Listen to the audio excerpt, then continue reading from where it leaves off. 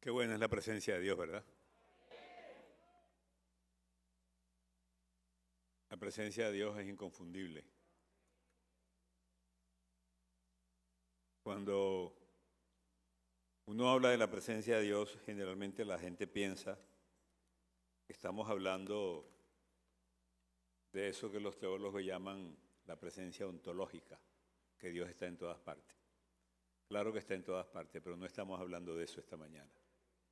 Estamos hablando de que Él está aquí, de una manera personal.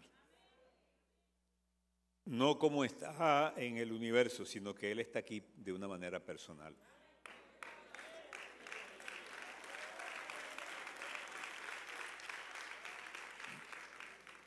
Y está en cada corazón y en cada vida.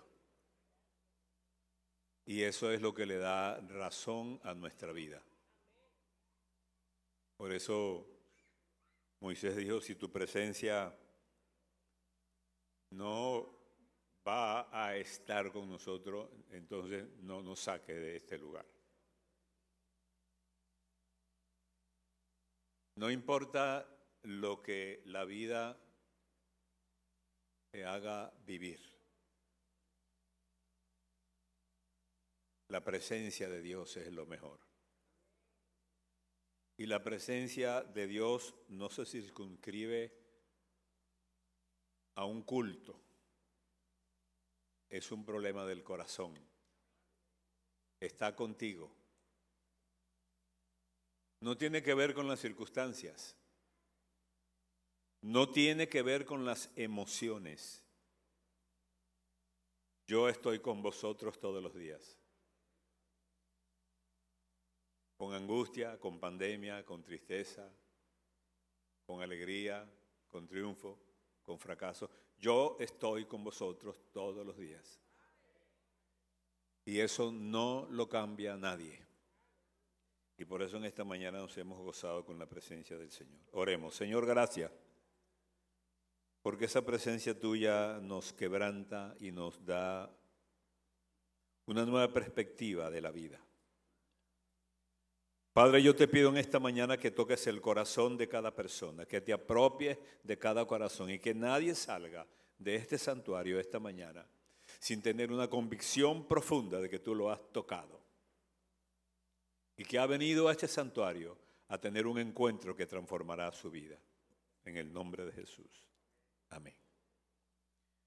Bien, como dijo el pastor, vamos a estar este domingo y los próximos dos desarrollando el tema que tiene que ver con la sujeción, principios de sujeción y de lealtad. Hace unos 20 años escribí esto y es la primera vez que lo voy a hablar en público, de manera que ustedes van a inaugurar el tema. Pero lo escribí hace más de 20 años. Y llegó a mi vida esta inspiración como una reflexión a los años del ministerio. En esa época eran 40, ahora son 60, predicando el Evangelio. Y esto que voy a predicar lo he visto, lo he palpado y además está en la Biblia. Son historias que no son traídas por los pelos, es lo que pasa entre los hombres, en la humanidad, es lo que pasa cuando nos relacionamos con nosotros mismos. El Padre Nuestro, la oración de Jesús, tiene una palabra que significa confrontación. Comienza muy bonito diciendo Padre y todo el mundo está contento porque estamos hablando con el Dios que es Padre. El problema es que ese Padre lo tenemos en condominio. Es Padre nuestro. No es Padre mío nada más. Si fuera Padre mío nada más, me encantaría porque me meto en una cúpula de cristal con Él y me olvido de los demás. El problema es que el Padre es nuestro. Y entonces al ser nuestro tengo que compartirlo. Y además de compartirlo, tengo que resolver las crisis con el otro, porque el papá es nuestro. Es decir, no puedo tener comunión con Él si la relación con el otro está rota, porque el papá es nuestro. No pensamos en eso cuando repetimos el Padre Nuestro, pero el nuestro es la palabra más difícil del Padre Nuestro. Y de eso vamos a hablar en estos 3 domingos. Vamos a hablar de los principios de sujeción y lealtad. Voy a leerles el contenido. Hoy vamos a llegar hasta donde lleguemos, ¿verdad? Y después seguimos. Concepto de sujeción, concepto de lealtad. Panorama bíblico de la sujeción y la lealtad en la vida de Moisés, Aarón y María, en la vida de Moisés y Coré, en la vida de Moisés y Josué, en la vida de Elías y Eliseo, en la vida de Elí y Samuel, en la vida de Saúl y Jonatán, David, y en la vida de Pablo y Timoteo. Tremendo lío. O sea, cómo estos personajes interactuaron teniendo al mismo Dios. El otro capítulo es ámbito institucional y personal de la sujeción y la lealtad. Aspectos absolutos y relativos de la lealtad y la sujeción. Ámbito de autoridad en el ministerio. Gobierno eclesiástico de la iglesia primitiva.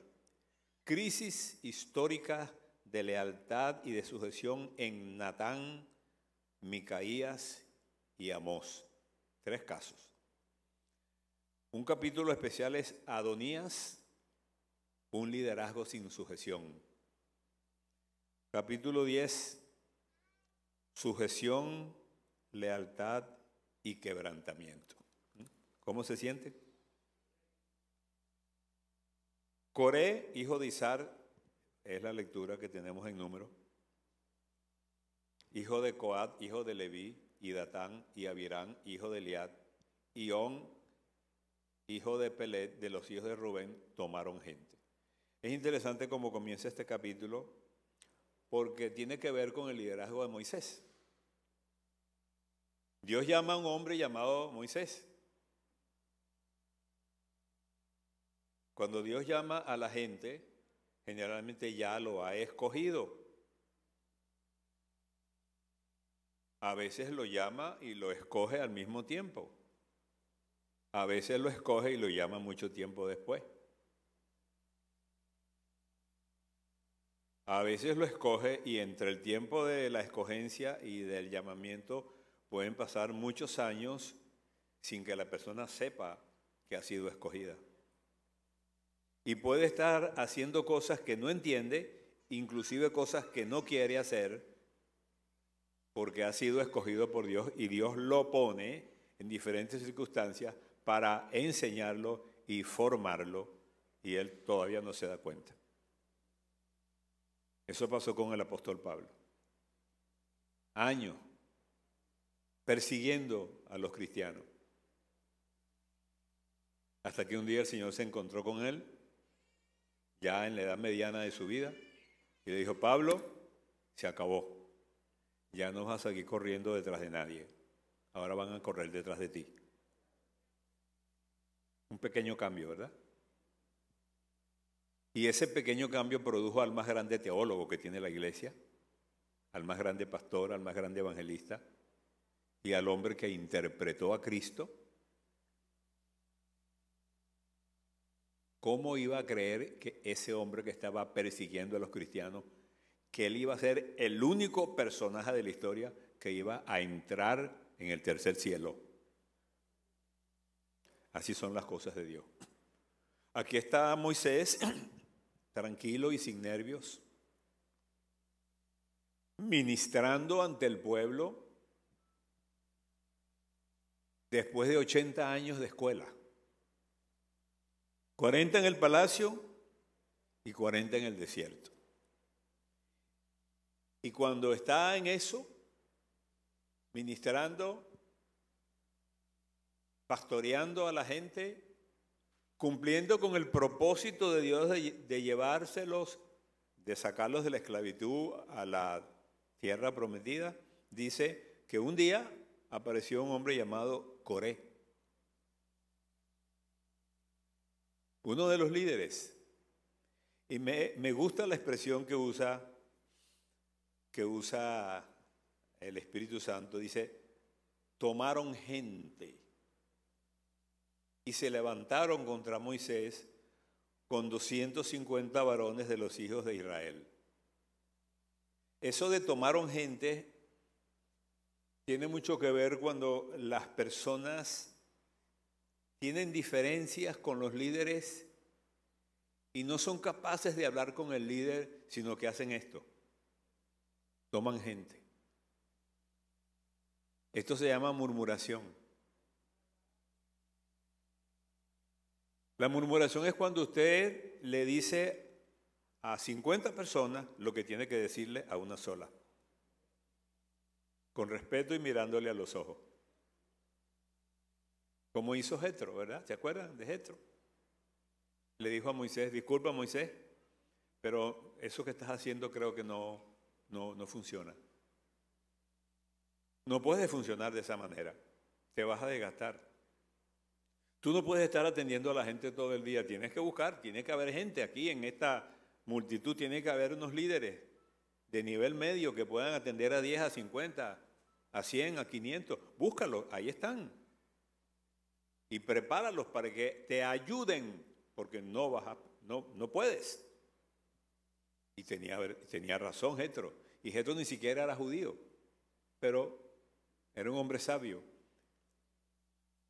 Pero Jetro no se puso a chismear entre la gente, sino se lo dijo al líder. Y fue una palabra de Dios para edificación del ministerio de Moisés. Pero Coré no hace eso. ¿Por qué? Porque a Coré le molesta el liderazgo de Moisés y de Aarón.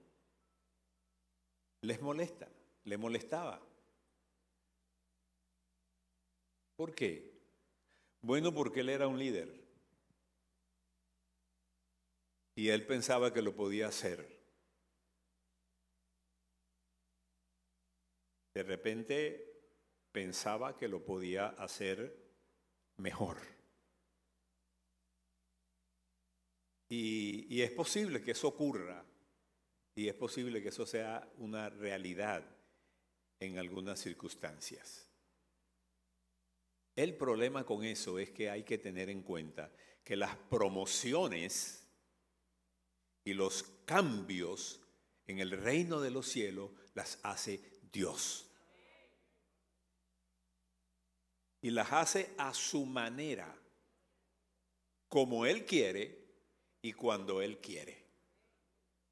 Y siempre que nosotros nos metemos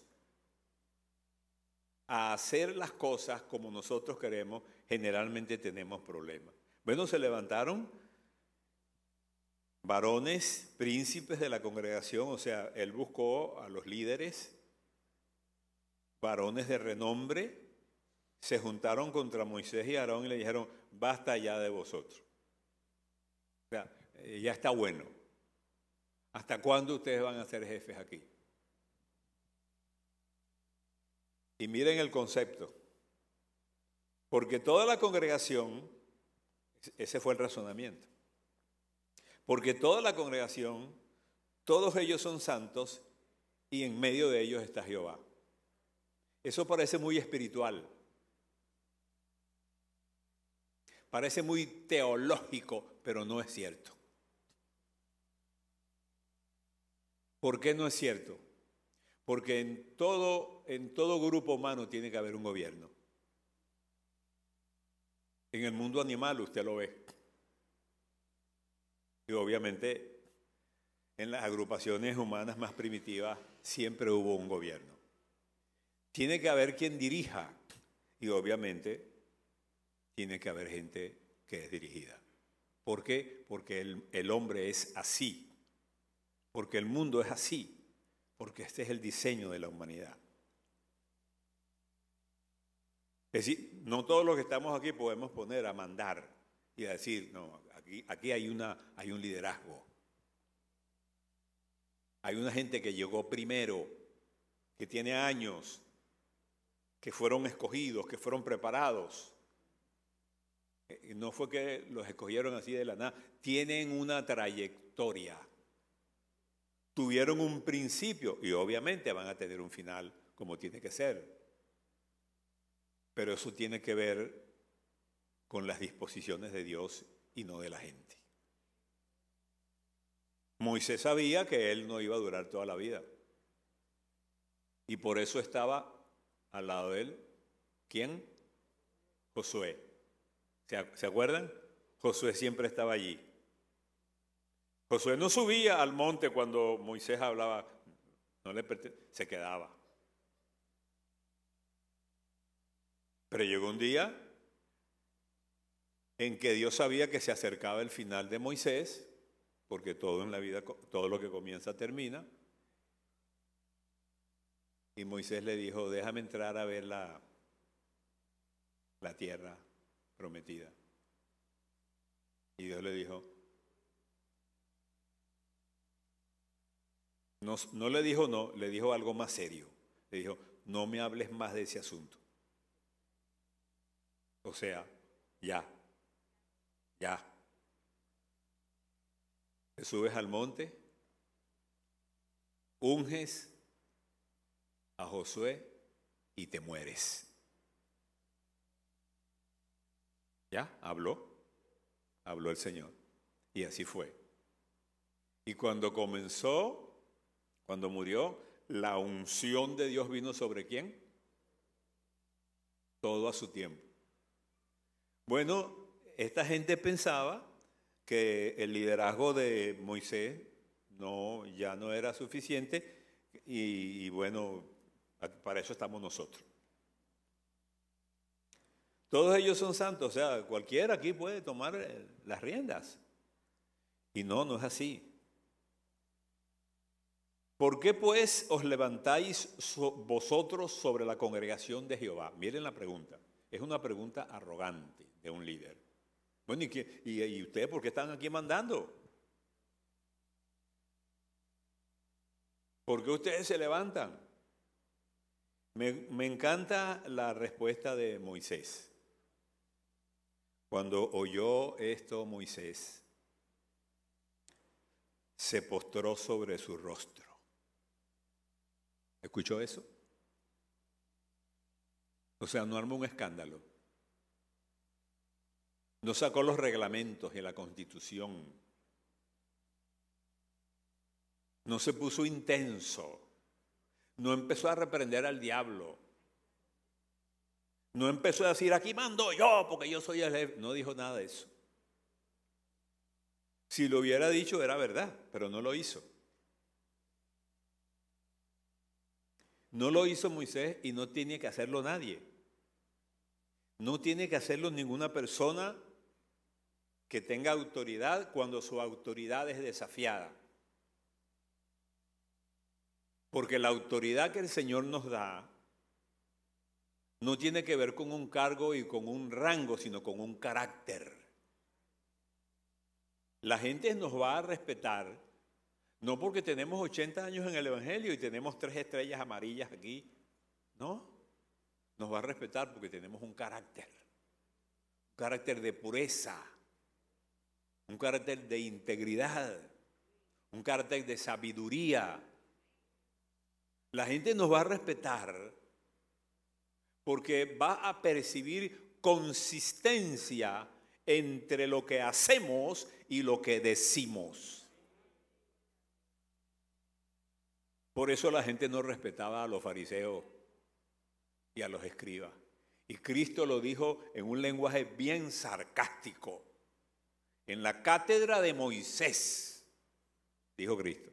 O sea, en ese grupo de intelectualoides que se creen dueños del mundo porque se saben la ley y la interpretan, están los fariseos y los escribas. Y les da este consejo a la gente: hagan lo que ellos dicen,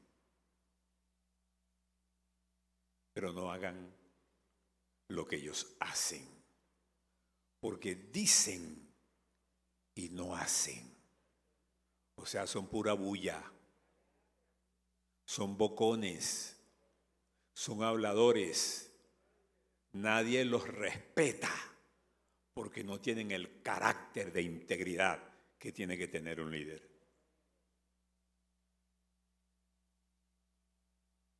Cuando Moisés se dio cuenta de que estaba siendo irrespetado por un líder, dice la Biblia que Moisés se postró,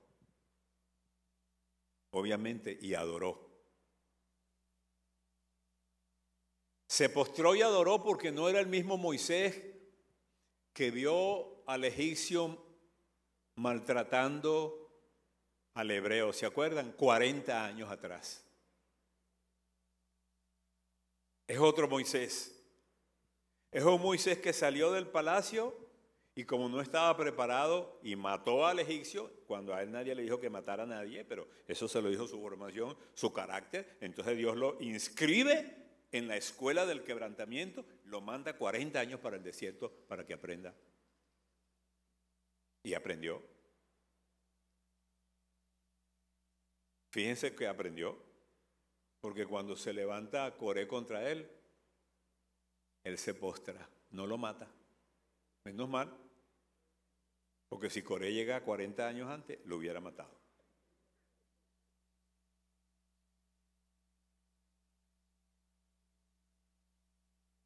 Mañana, escuchen las palabras de Moisés, mañana mostrará a Jehová quién es suyo. Miren la humildad. Mañana mostrará a Jehová quién es suyo y quién es santo, y hará que se acerque a él, al que él escogiere, él lo acercará a sí. O sea, amigos, no se amarguen la vida. No peleemos por esto. Este negocio no es nuestro. El dueño de la obra es el Señor. La iglesia no es propiedad de ninguna persona. La iglesia es el cuerpo de Cristo. Dios levanta líderes como Él quiere y los bendice. Y llegan a ser conocidos o desconocidos, no importa.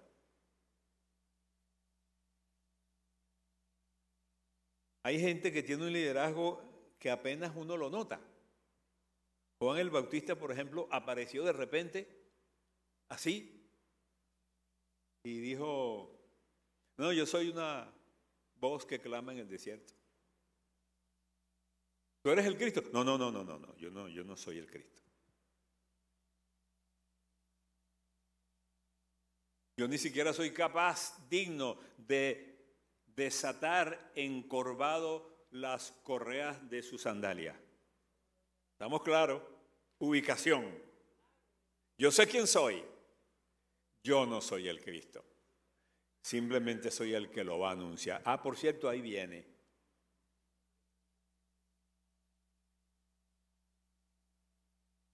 Y Cristo dijo de Juan lo que no dijo de ninguna persona, de los nacidos de mujer, entre los profetas, Él es el mayor. Eso no lo dijo Juan, eso lo dijo Cristo de Juan.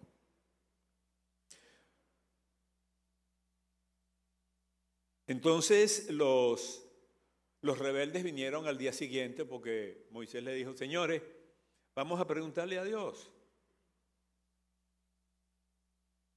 Usted no tiene que estar defendiendo su ministerio, porque eso no lo inventó usted. Si la gente no cree en su ministerio, eso es un problema de la gente. Si Dios le dio un ministerio, eso es un problema de Dios. Él verá cómo lo va a sostener. Ahora, si usted está inventando un ministerio, por supuesto va a tener problemas. Pero si es Dios quien lo llamó, Si Dios lo llamó, si Dios lo escogió y Dios lo ungió, Dios lo va a respaldar. Y va a encontrar gente que no le va a gustar eso. No importa, no pelee con esa gente. Moisés se postró. Vamos a preguntarle a Dios, vengamos mañana con los incensarios y preguntémosle al Señor. Y Él dirá mañana quién es quién. Y al día siguiente vinieron los rebeldes.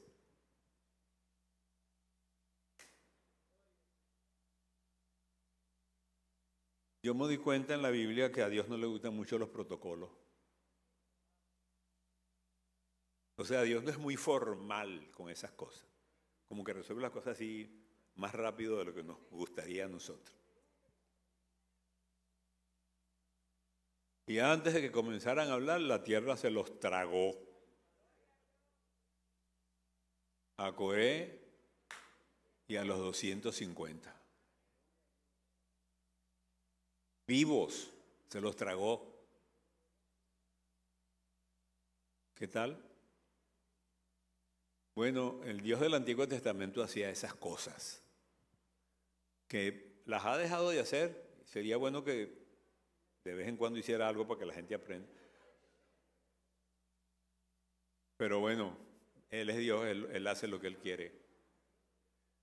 Pero yo creo que había mucha gente tragada por la tierra en estos tiempos. Me imagino la angustia, la cara de sorpresa de la multitud. Y a Moisés humildemente preguntando, ¿hay alguna otra persona que quiera saber algo?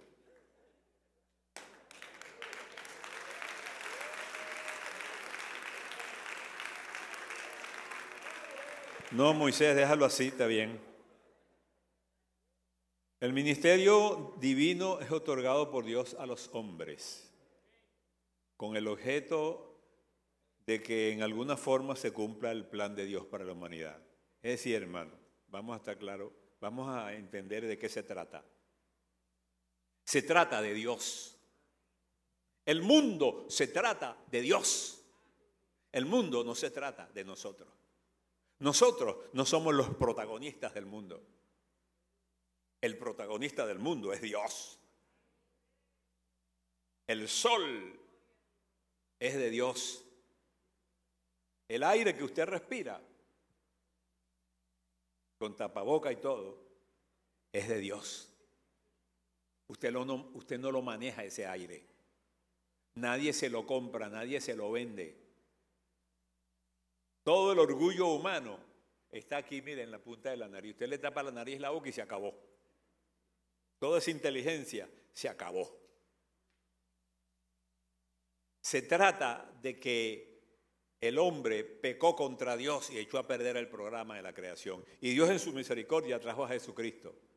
Y estamos caminando durante toda nuestra vida para decidir a dónde vamos a pasar la eternidad. Y en ese proceso Dios escoge a gente para gobernar a las naciones, para pastorear las iglesias, para misioneros, para lo que Él quiera. Es Dios quien nos escoge. Si el reino de Dios no va a ser establecido, entonces el Señor, en ejercicio de su absoluta y soberana voluntad, escoge a personas, le otorga facultades, talentos, habilidades, les da órdenes para que le sirvan y se establezcan así, formando y haciendo su santa voluntad. Entonces hay gente que el Señor la manda a predicar por allá en Bután, en Afganistán, en la China comunista, donde usted predica y si predica lo matan. Hay lugares en el mundo donde si usted hace un culto en su casa y lo descubren, lo llevan preso. Y hay lugares donde si ustedes saben que usted es cristiano, lo matan. Y hay gente de Occidente que tiene una pasión por ir a predicar allá. Y uno dice, wow, Señor, no me mandes para allá. Si el Señor me dijera a mí que me va a mandar para la China, Dios mío, pero por favor, ¿por qué? ¿Qué hice malo? No es nada que hice malo, sino que si Dios me manda para allá es porque Él me da las herramientas, la capacidad y la unción. Él no es loco. Dios llamó a patriarcas como Abraham, a Moisés, a Josué, al rey David, a los grandes profetas, a los 12 discípulos de Jesús, al gran apóstol Pablo. Cada uno de ellos sirvió en un área específica y además manifestaron su complacencia al hacerlo. Todos se sometieron sin reservas al señorío y entendieron que a pesar de que algunos estuvieron sirviendo en lugares de notable eminencia, ellos con respecto al Señor solamente fueron siervos. Ese es el detalle. El Señor nos puede llevar a un nivel, voy a tomarme, con permiso de ustedes, 5 minutos más, ¿ok? Me queda uno, pero me voy a tomar 5. Es decir, el Señor puede llevarnos a un nivel donde seamos muy conocidos y donde la gente nos pida autógrafo y donde la gente se quiera tomar un selfie con nosotros. Me quiero tomar una foto con usted. Y la mandan por Instagram y uno dice, wow, soy importante. Y puede ser que el ministerio suyo sea totalmente anónimo, que nadie quiere tomarse foto con usted porque no lo conocen.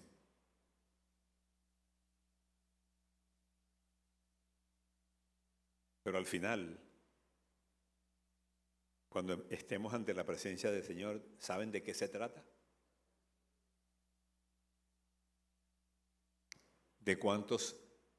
¿A cuántas personas sonreíste? ¿A cuántos presos visitaste? ¿A cuántos enfermos?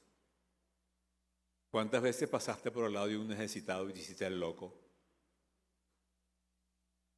¿Se dan cuenta? No se trata de cuánta teología tienes, no se trata de cuántos títulos universitarios en teología tienes. Se trata de servir.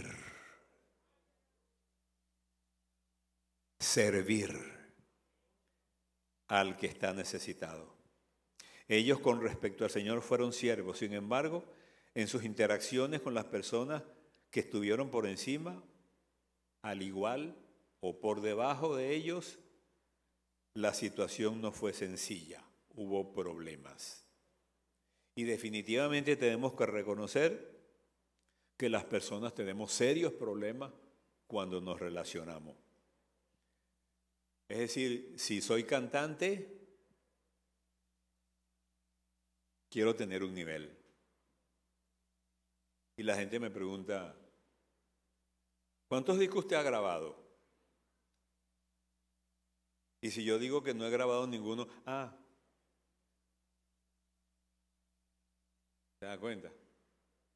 Este no se parece a Marcos Huit, ni a Jesús Adrián Romero. ¿Sí? No todo el mundo va a tener un nombre. No todos los que cantan van a tener un nombre que los va a conocer todo el mundo. Pero todos los que cantan para la gloria del Señor son siervos. No se trata de tener un nombre como músico, como cantante o como pastor. No se trata de ser pastor de una iglesia de 10,000 y creer que porque soy pastor de 10,000 soy más importante que el que tiene 100, porque el reino de los cielos no se mide de esa manera. Hay que reconocer sin rodeo que las personas tenemos problemas para relacionarnos, y eso en síntesis es lo que explica la historia de las confrontaciones, de donde han surgido las contradicciones que han debilitado a la iglesia como institución. Voy a terminar. Dios escogió y llamó a José. A José. Y este muchacho desconocido llegó a ser virrey del imperio de los faraones. El mismo Señor escogió al profeta Amós, totalmente distinto a... ¿Se da cuenta? Entre Amós y Moisés hay una diferencia sustancial.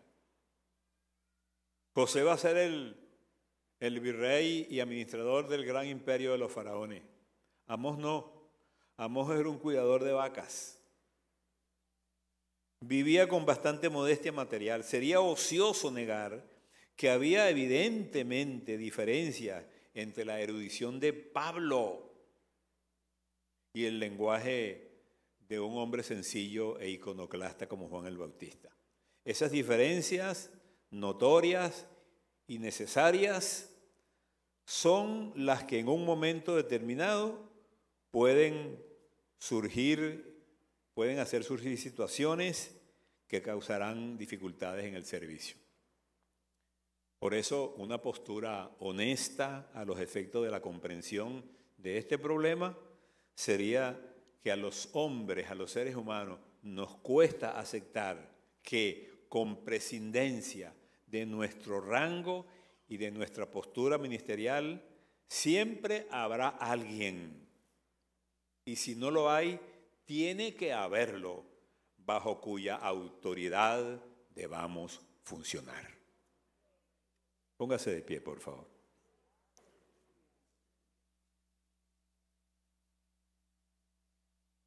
Siempre tenemos que tener a alguien a quien respetar. No importa cuánto sepamos, no importa cuán lejos hayamos llegado, no importa cuán notorio sea nuestro ministerio, siempre tenemos que estar bajo la autoridad de alguien y respetarlo.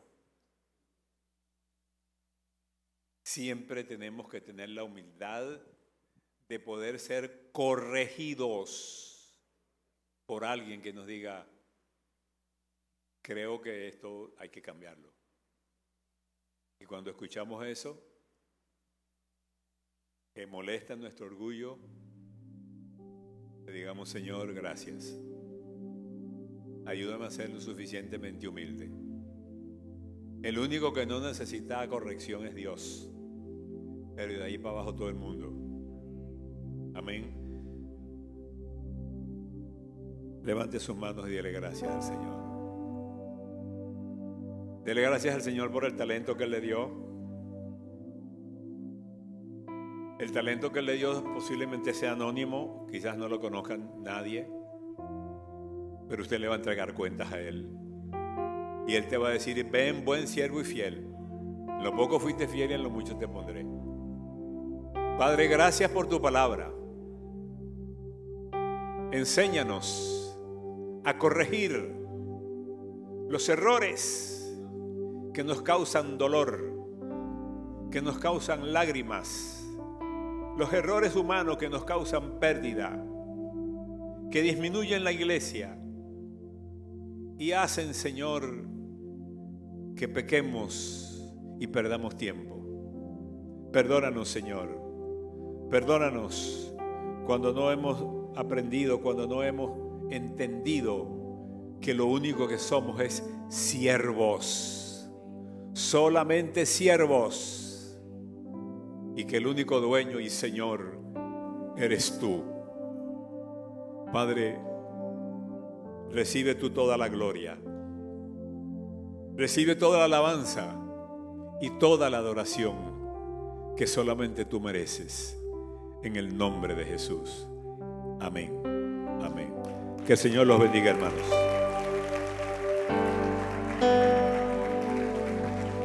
Bendito Cristo.